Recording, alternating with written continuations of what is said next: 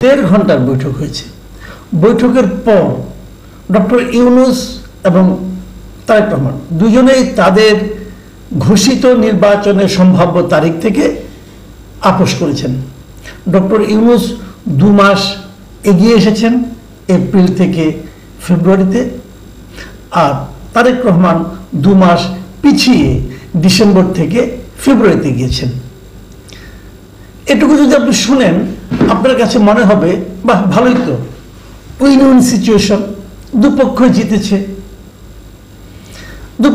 জিতেছে, এটা হতে পারে। কিন্তু পক্ষ তো আরো কতগুলি আছে, আরো পক্ষ আছে না, আরো অনেকগুলি রাজনৈতিক দল আছে। তারও চেয়ে বড় কথা, এদেশে জনগণ আছে।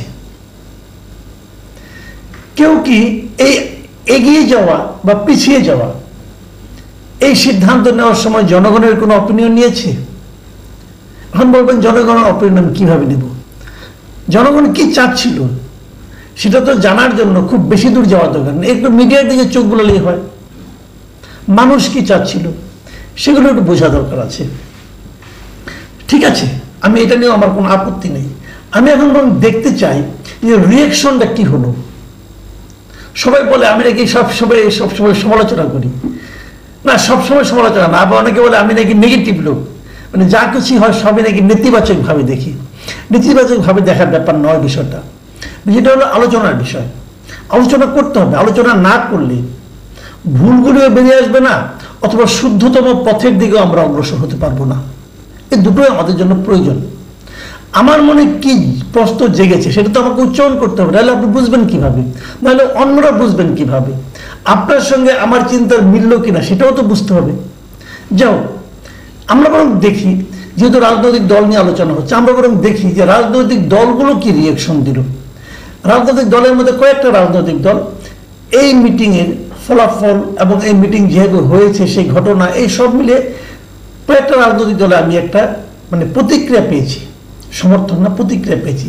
তাদের মধ্যে যেমন ধরে জামাতে ইসলামী, এনসিপি জাতীয় নাগরিক পার্টি যেটা, এবং আরো কয়েকটা ইসলামিক দল, তারা কিন্তু এ ব্যাপারে কিছুটা প্রতিক্রিয়া দিয়েছেন। তাদের কিন্তু ফেব্রুয়ারির প্রথমার্ধে নির্বাচন হওয়া নিয়ে কোনো ভিন্ন মত নেই, এবং তারা দেশের বৃহত্তম রাজনৈতিক দলের সঙ্গে অন্তর্বর্তীকালীন সরকার প্রধানের যে বৈঠক হয়েছে, সমঝোতা হয়েছে, এটা নিয়েও তারা অসন্তুষ্ট নন। তাদের প্রশ্ন হচ্ছে সরকার, এটা তো অন্তর্বর্তীকালীন সরকার, এই সরকারের কাছে সব দলই সমান। তো এই অন্তর্বর্তীকালীন সরকার কিভাবে একটা রাজনৈতিক দলের সঙ্গে মাত্র কথা বলে নির্বাচনের ডেট ঘোষণা করতে পারে? তাদের প্রশ্ন কিন্তু এই পয়েন্টে, এবং তাদের এই পয়েন্টটাকে কিন্তু আপনি ইগনোর করতে পারবেন না। তারা প্রশ্ন করতেই পারে যে আপনি আগের বার যখন ডেটটা ঘোষণা করলেন তখন সকল রাজনৈতিক দলের সঙ্গে আলোচনা করার পর ঘোষণা করেছিলেন। সে ঘোষণায় কেউ পছন্দ করেছে, কেউ করেনি, এবং সে ঘোষণায় ওই সময় যে রাজনৈতিক দলগুলো আপনার সঙ্গে মিটিং করেছিল তাদের মধ্যে সংখ্যাগরিষ্ঠ দল, প্রায় 80% দলের যে মতামত ছিল সেই মতামতকে উপেক্ষা করে আপনি নিজের মতো একটা ডেট ঘোষণা করেছেন, এবং সেখানে বিএনপির মতামতকে আপনি উপেক্ষা করেছেন। আপনার মতামতটা আপনি কার সঙ্গে আলাপ করে করলেন অথবা কোন দলের সমর্থনে করলেন বোঝা গেল না। কিন্তু কিছু কিছু রাজনৈতিক দল তখন আপনাকে সমর্থন দিয়েছে, জামাত দিয়েছে, এনসিপি দিয়েছে, এরা দিয়েছে। যারা তাকে এপ্রিলে সমর্থন দিয়েছিল ওই প্রক্রিয়ার কারণে, যে সবার সঙ্গে আলোচনার পর আপনি আপনার নিজস্ব বিবেচনায় আপনাকে তারিখ ঘোষণা করেছিলেন। কিন্তু এবার আপনি একটা মাত্র রাজনৈতিক দলের সঙ্গে আলোচনা করে আপনি ডেটটাকে 2 মাস এগিয়ে আনলেন, ডেটটাকে চেঞ্জ করলেন। এই যে প্রক্রিয়াটা, এই প্রক্রিয়াটার সমালোচনা এই দলগুলো করেছে। আমি কিন্তু এই দলগুলোর সমালোচনাকে উড়িয়ে দিচ্ছি না, আমি মনে করি এটা ভ্যালিড একটা ক্রিটিসিজম। সরকারকে বুঝতে হবে যে আপনি একটা যা কিছুই করবেন একটা সিস্টেমের মধ্যে থেকে আপনাকে করতে হবে। আপনি তারেক রহমানের বক্তব্য শুনলেন, শুনে এসে দেশে বসে আপনি এই কাজটা করতে পারতেন, সবার সঙ্গে আবার আলোচনা করতেন, করে আবার দ্বিতীয়বার ঘোষণা করতে পারতেন। ওখানে বসেই যে ঘোষণাটা করলেন, এটা কেন? আমি মনে করি আর কেউ না বুঝে করেছেন, আমি তা মনে করি না। এখানে একটা রাজনীতি আছে বলে আমার ধারণা। এখন সেই ধারণা নিয়ে আমি আলোচনা করব। তার আগে আমি অন্য একটা আলোচনা করি। যে আলোচনা করব এই আলোচনার মধ্যে ওই ধারণাটাও কিছুটা প্রকাশিত হবে। আপনাদের মনে আছে যৌথ বিবৃতি, মানে সরকার এবং বিএনপির যে বিবৃতি, একসঙ্গে বিবৃতি, যেটা আবার পড়ে শুনিয়েছেন মিস্টার খলিলুর রহমান, যার ব্যাপারে বিএনপি প্রকাশ্যে তাদের অবজারভেশন জানিয়েছিলেন। যে 3 জন উপদেষ্টাকে তারা পদত্যাগ করার দাবি জানিয়েছিলেন, মানে বের করে দেওয়ার দাবি জানিয়েছিলেন, তার মধ্যে খলিলুর রহমান একজন। আর তাকে দিয়ে এই অন্তর্বর্তীকালীন সরকার যৌথ বিবৃতিটা পড়িয়েছেন। কেবল পড়ার নেই, বিএনপির এখানে আরেকজন যে নেতা, সিনিয়র নেতা গিয়েছিলেন আমির খসরু মাহমুদ চৌধুরী, আমির খসরু মাহমুদ চৌধুরীর সঙ্গে কিন্তু এই ডক্টর খলিলুর রহমান আলাদা একটা মিটিং বৈঠকও করেছেন। তার মানে ডক্টর ইউনূস প্রমাণ করেছেন যে উনি ওনার কাছে গুরুত্বপূর্ণ। তোমরা তাকে যতই বের করে দিতে বলো না কেন, আমি তো বের করবোই না, বরং তোমাদের সঙ্গে মিটিংয়ে বসাবো এবং তোমরাও হাসি মুখে তার সঙ্গে মিটিং করবে। বিএনপি করেছে, আনন্দের সঙ্গে করেছে। এবং তারপর যখন তারা যৌথ বিবৃতি দিয়েছে, মানে একসঙ্গে যখন প্রেস কনফারেন্স করেছে, ওখানে সাংবাদিকরাও ছিলেন, সেখানেও কিন্তু সেই যৌথ বিবৃতিটা পড়ে শুনিয়েছেন এই খলিলুর রহমান। উনি পড়ে শুনেছেন। এই বিবৃতি কে ড্রাফট করেছে এটা আমি জানি না, তবে ড্রাফটার মধ্যে যে একটা চাতুর্য আছে সেটা আমি কালকে কিছুটা বলেছি, আবার বলি। এই যৌথ বিবৃতিতে আসলে ইস্যু এসেছে কয়টা বলেন তো? কয়টা ইস্যু?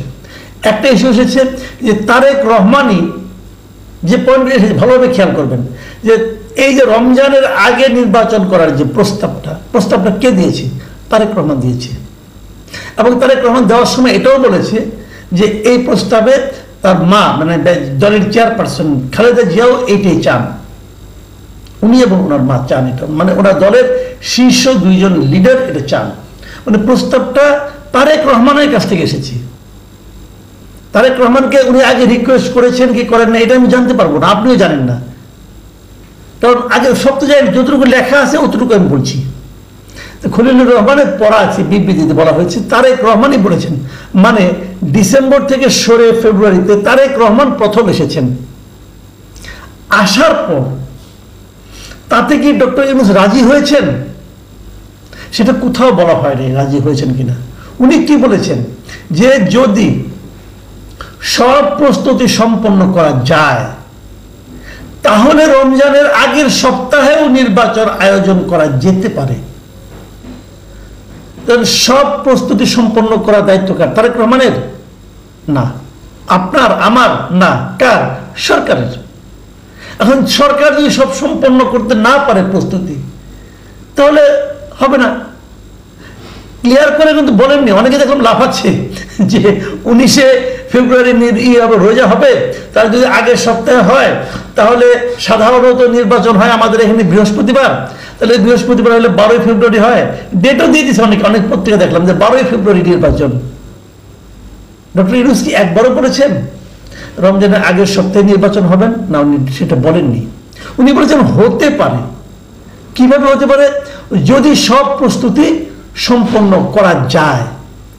আবার কি বলছেন যে এক্ষেত্রে সেই সময়ের মধ্যে সংস্কার ও বিচারের পর্যাপ্ত অগ্রগতি অর্জন করা প্রয়োজন হবে।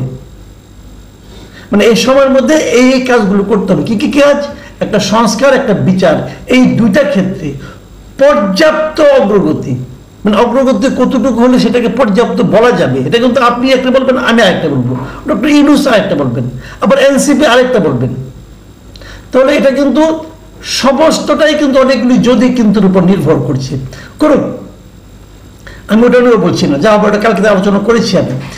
এইটুকু বলার পর তারেক রহমান ডক্টর ইউনূসকে ধন্যবাদ জানাইছেন, ওনার এই অবস্থানকে স্বাগত জানিয়েছেন, দলের পক্ষ থেকে ধন্যবাদ জানিয়েছেন, এবং প্রধান উপদেষ্টাও তারেক রহমানকে ধন্যবাদ জানিয়েছেন। এর চেয়ে বেশি, এই কয়েকটা কথা বেশি ঘোষণার মধ্যে ছিল, এটা কেউ আমি এখনো পাইনি, কোথাও দেখিও নি। আপনারা দেখছেন কিনা আমার মনে হয় না, দেখবেন না, কারণ এইটুকুই কথা। আমার প্রশ্ন হলো তারেক রহমান এবং ডক্টর ইউনূস কতক্ষণ মিটিং করেছেন? 1.5 ঘন্টা। এইটুকু কথা বলতে 1.5 ঘন্টা লাগে? লাগে না। এইটুকু কথা বলতে 3 মিনিটে হয়ে যায়। তো বাকি সময় কি আলাপ করেছেন? সেই আলাপগুলো হলো ইম্পর্টেন্ট, খুবই গুরুত্বপূর্ণ। সেই আলাপগুলো আমার দেশের অন্তর্বর্তীকালীন সরকারের প্রধান, আমার দেশের একটা রাজনৈতিক দলের প্রধান একসঙ্গে মিটিং করেছেন 1.5 ঘন্টা। আমরা জেনেছি মাত্র 3-4টা বিষয়, তাও সবগুলি নির্বাচন বিষয়ক বিষয়। আরেকটা জিনিস জেনেছি যে তারেক রহমান তাকে বই এবং কলম উপহার দিয়েছেন। বাকি সময় ওনারা কি আলাপ করেছেন, কি নিয়ে কথা বলেছেন, সেটা কি জানার প্রয়োজন নাই?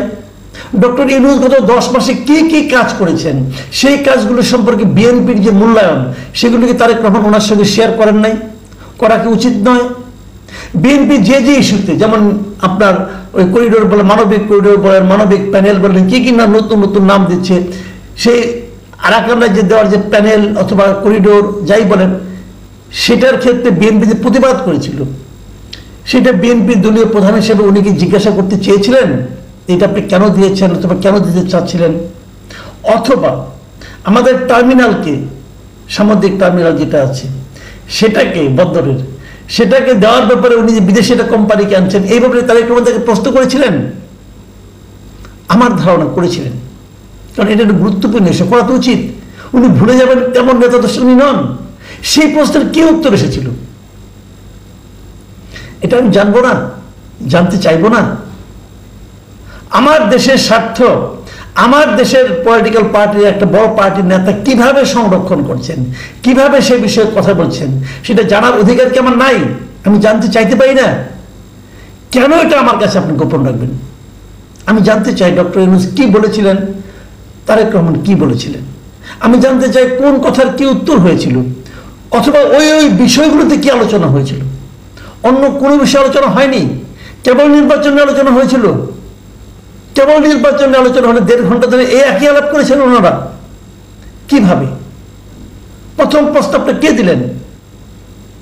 এইগুলি কিন্তু আমার মনে হয় এই দেশের মানুষকে জানাতে হবে। যদি আপনারা না জানান, নাও জানাতে পারেন, আপনাদের ইচ্ছা, যদি আপনি না জানেন, তাহলে মানুষ নানা ধরনের নানা কিছু কল্পনা করবে, নানা কিছু সন্দেহ করবে, নানা কিছু লেনদেনের কথা উচ্চারণ করবে। সেগুলো শুনতে ভালো লাগবে? উচ্চারিত কিন্তু হতে শুরু করেছে, অলরেডি শুরু হয়েছে উচ্চারণ, অলরেডি হয়েছে। কি কি লেনদেন হলো, কি কি আপোষ রফা হলো, এগুলো আলোচনা হচ্ছে। যেখানে অন্ধকার, যেখানে অস্বচ্ছতা, সেখানেই কিন্তু ভূতের ভয়, বলে না? দেখবেন